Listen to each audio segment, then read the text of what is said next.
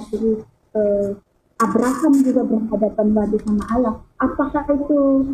Tapi sepengetahuan Mona ya, tidak ada manusia yang berhadapan wajah langsung sama Allah. Tetapi apa yang dimaksud dengan ayat yang mengenai kalau manusia itu langsung di gunung apa itu yang langsung berhadapan wajah dengan Allah? Apakah betul-betul wajahnya atau gimana itu, Pak? Oke. Nah, menurut bapak-bapak gereja, misalnya Irenaeus, ya, kemudian Justinus Martir. Jadi di sini saya mau sampaikan satu pernyataan yang disampaikan oleh Justinus Martir berkenaan dengan teofani Tuhan di dalam Perjanjian Lama, bahwa Justinus Martir di dalam teologinya mengatakan bahwa Allah yang adalah Yahweh itu tidak datang kepada manusia secara langsung. Tetapi Allah melalui Yesus Kristus dalam preinkarnasinya, itulah yang datang menemui manusia. Jadi menurut para bapak gereja, ya, termasuk Justinus Martir, Irenaeus, itu mereka mengatakan bahwa yang bertemu dengan Abraham, yang bertemu dengan Musa di Gunung Sinai, itu adalah Yesus dalam preinkarnasinya, dalam prainkarnasi. Karena kalau kita melihat di dalam Yohanes 1 ayat 1, pada mulanya adalah firman, firman itu bersama dengan Allah, firman itu adalah Allah. Nah, dalam konteks Yahudi, firman itu disebut dengan Memra Yahweh. Jadi bukan Dabar Yahweh ya, beda. Dabar Yahweh itu beda. Memra Yahweh itu lain lagi. Nah, kalau Dabar Yahweh itu adalah perkataan-perkataan yang kemudian bisa kita dengar, bisa dituliskan. Itu perkataan dalam bentuk kalimat-kalimat firman yang kemudian tertuang di dalam Alkitab. Itu Dabar Yahweh. Tetapi kalau Memra Yahweh itu juga diterjemahkan firman. Firman, Memra itu firman. Tetapi firman dalam konteks yang dilihat sebagai satu pribadi. Jadi kalau Allah berfirman kepada Musa melalui semak yang menyala-nyala.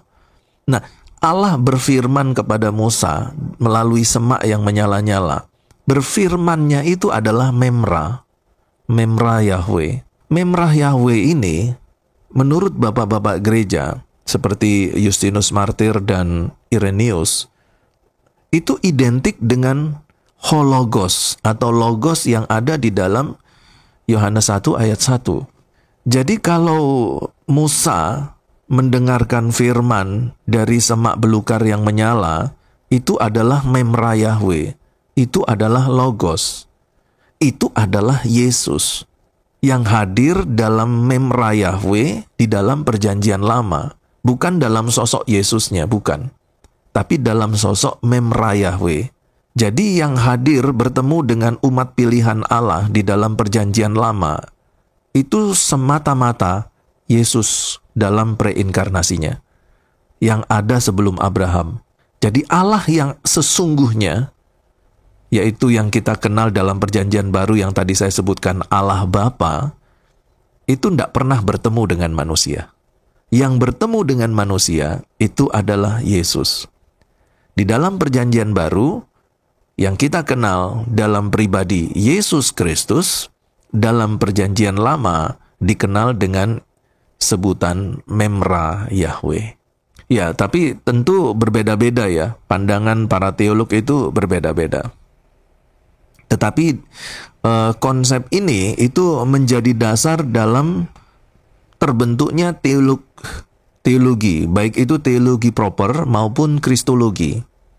Jadi apa yang disampaikan oleh bapak-bapak gereja berkaitan dengan penyataan Yesus Kristus di dalam Perjanjian Lama, itu yang mendasari bahwa Perjanjian Lama itu berpusat kepada Yesus Kristus.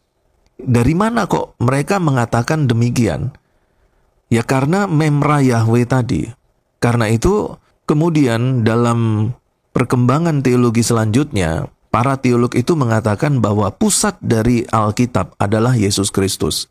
Karena baik di dalam perjanjian lama maupun di dalam perjanjian baru, semuanya mengarah kepada Kristus. Di dalam perjanjian baru, mengarah kepada pribadi Yesus Kristus.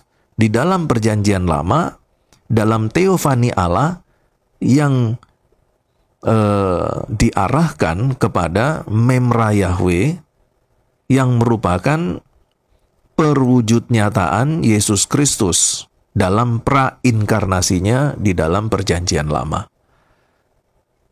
Gitu.